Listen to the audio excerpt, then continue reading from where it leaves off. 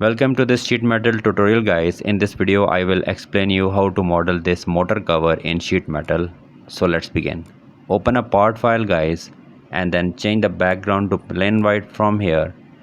Then click on top plane and select sketch.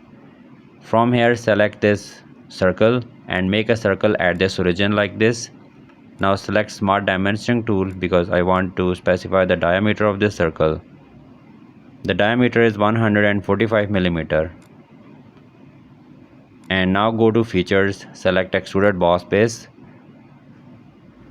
And from here specify the thickness. I'm specifying as 30 mm. Now let me quickly assign it some material for better visualization. You can specify any material you like. I'm specifying this one. Now select this face and click on sketch. Select circle and here I am going to make series of circles. So there will be 3 circles. You can make 4, 5 as well for using the vent command. And now let's specify the diameter of these circles. This circle is 115 mm. And then specify the diameter of second circle as 80 mm. And finally the most inner circle as 40 mm. After doing this, let's make a line. So select here a line from center point to this quadrant of the bigger circle. Make a line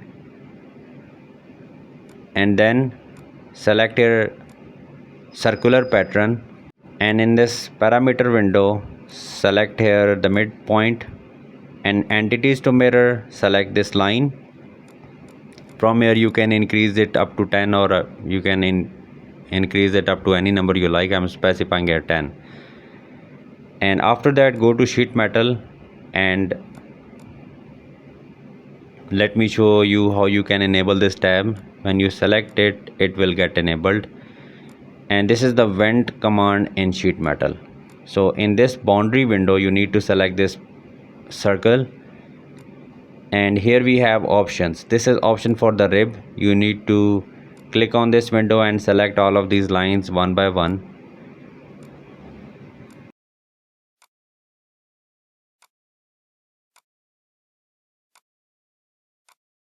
After selecting these lines, you can specify the thickness or you can say the width as well. From here I'm specifying here 4 mm, and this is the option for the spars. Here you need to specify the circles.